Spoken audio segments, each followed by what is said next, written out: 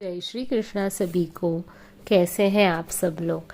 आशा करती हूँ आप सब लोग स्वस्थ होंगे, मस्त होंगे और कृष्ण भक्ति में लीन होंगे हमेशा के तरह।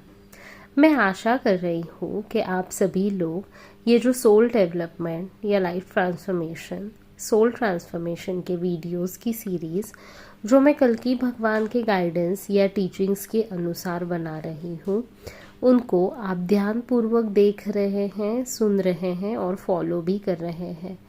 अपने जीवन में उस प्रकार से बदलाव और बर्ताव की कोशिश कर रहे हैं ताकि आप युग परिवर्तन का भाग बन सके, सतयुग के सुनहरे जीवन का भाग बनने के लिए खुद को तैयार कर सकें। इन सब टॉपिक या वीडियोस के माध्यम से आप ये समझ सके कि आपको कौन सी बातों में बदलाव कर कर सतयुग में जाने के लिए खुद को सफलतापूर्वक काबिल बनाना है। आज जिस टॉपिक पर हम बात करने वाले हैं उस टॉपिक का नाम है inequality is the main cause of collapsing of any system. हमारे समाज के हर एक स्तर का एक स्ट्रॉन्ग बेस होता है। एक मजबूत नींव पे यह समाज खड़ा होता है। एक नींव जो समाज के लिए महत्वपूर्ण है वह है इक्वालिटी या समानता। समाज का कोई भी हिस्सा हो, फिर वह घर परिवार हो या फिर कोई सामाजिक व्यवस्था जैसे कुटुंब व्यवस्था, पारिवारिक व्यवस्था, आर्थिक व्यवस्था, वर्क, काम करने की जगह की व्यवस्था, जाति व्यवस्था या फिर शिक्षण व्यवस्था। हम पहले कुटुंब व्यवस्था के बारे में देखेंगे। घर में जो हम एक साथ रहते हैं वहाँ पर स्त्री पुरुष समानता होना बहुत महत्वपूर्ण है। घर के पुरुष के लिए अलग न्याय और स्त्री के लिए अलग न्याय यह कुटुंब की व्यवस्था को बिगाड़ देता है।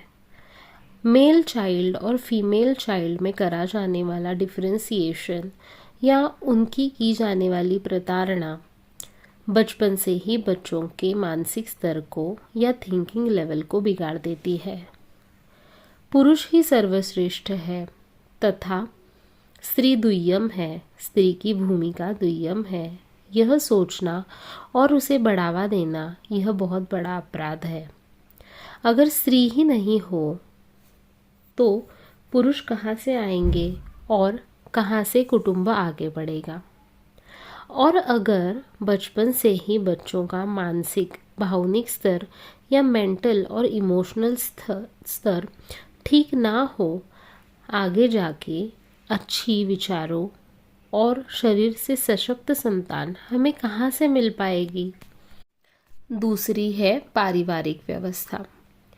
परिवार 4 लोगों का भी होता है और 40 लोगों का भी, पर अगर इनमें इक्वालिटी या समानता ना हो तो परिवार की नींव मजबूत नहीं रहती है, पारिवारिक व्यवस्था बिगड़ जाती है। बेटी बहू को अलग अलग इम्पोर्टेंस देना, घर की बेटी को ज़्यादा वैल्यू देकर उसकी इच्छाओं खुशियों को हर एक तरीके से पूरा करना, पर बहू को डीवैल्यू करके सिर्फ घर के कामों के लिए या रिस्पॉन्सिबिलिटीज़ के लिए उनको देखना,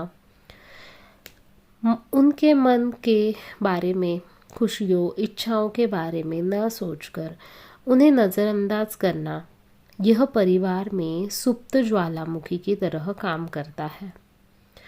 जैसे धरती के अंदर की तपन सुप्त ज्वालामुखी एक वक्त पर बाहर निकलता है, उसी तरह मन के अंदर सालों दबा हुआ ज्वालामुखी अगर फूटकर बाहर आ गया तो उससे परिवार की व्यवस्था, कुटुंब की नींव उद्ध्वस्त हो जाती है।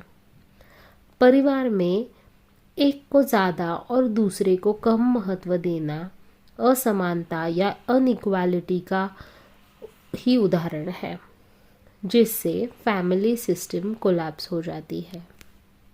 तीसरी है आर्थिक व्यवस्था। अमीर गरीब की आर्थिक विषमता, अनइक्वालिटी समाज की बहुत बड़ी समस्या है। यह विषमता मनुष्यों के माइंड में इतनी पक्की हो जाती है कि छोटे से छोटे बच्चे भी अपने फाइनेंशियल स्टेटस देखकर ही दोस्ती करना या रखना पसंद करते हैं। अमीर लोग अमीरों के साथ ही उठेंगे, बैठेंगे, खाना खाएंगे, यहाँ तक कि अमीरों के साथ ही रिश्ते बनाएंगे।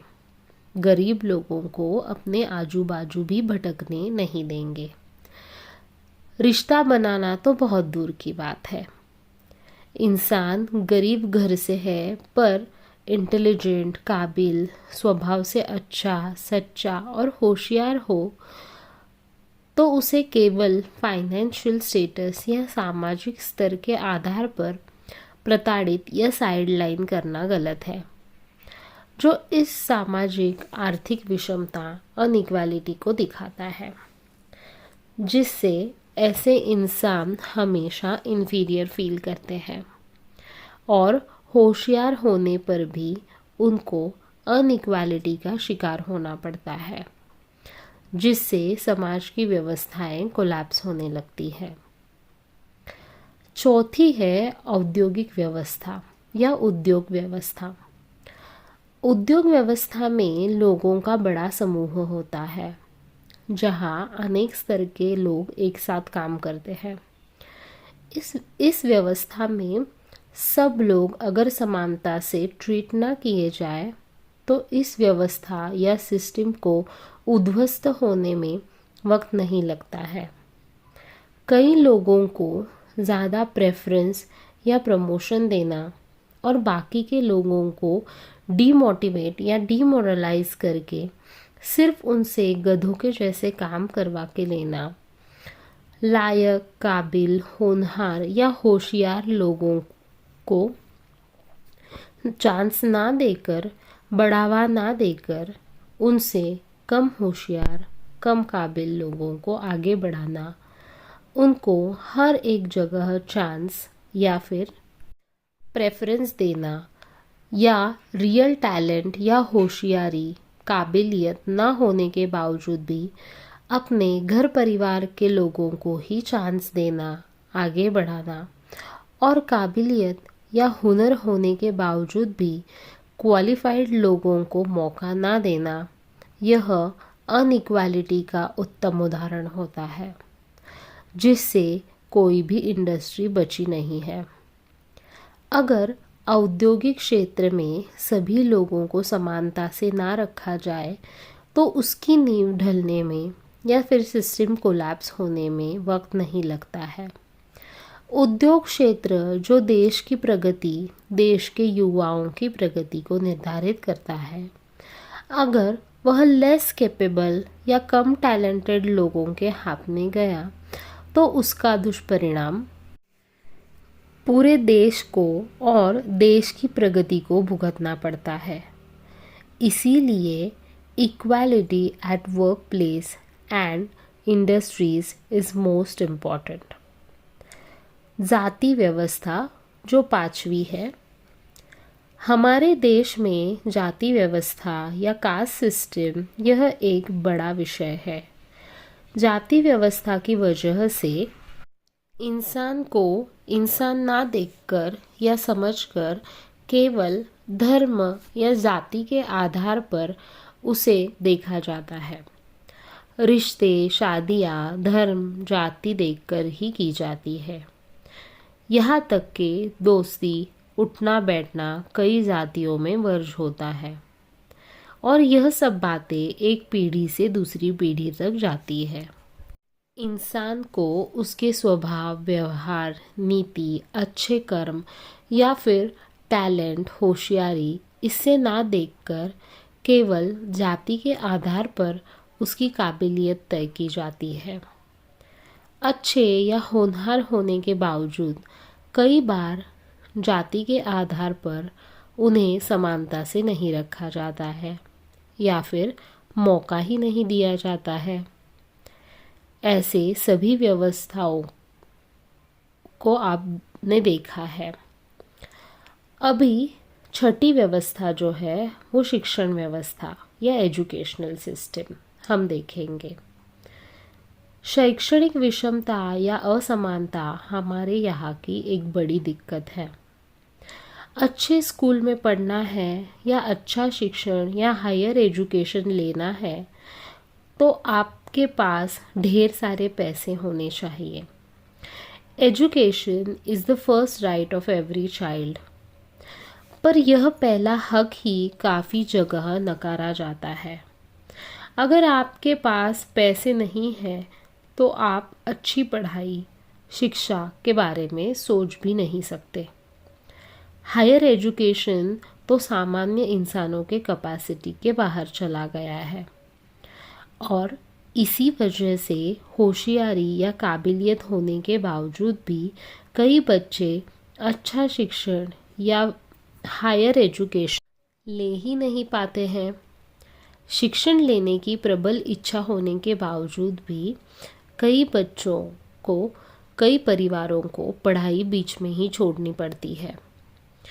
और दूसरी तरफ पैसे ज़्यादा होते हैं पर बच्चे पढ़ाई में होशियार नहीं होते हैं या फिर पढ़ना ही नहीं चाहते हैं।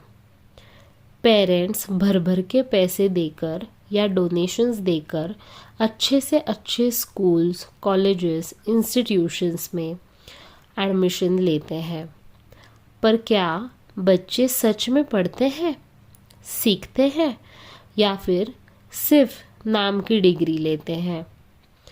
इस एजुकेशनल इनइक्वालिटी के वजह से रियल टैलेंट पीछे रह जाता है और लेस टैलेंटेड या रटी रटाई पढ़ के पास होने वाले लोग आगे चले जाते हैं, जो किसी भी क्षेत्र, उद्योग या फिर देश की प्रगति के लिए हानिकारक या घातक साबित हो सकता है।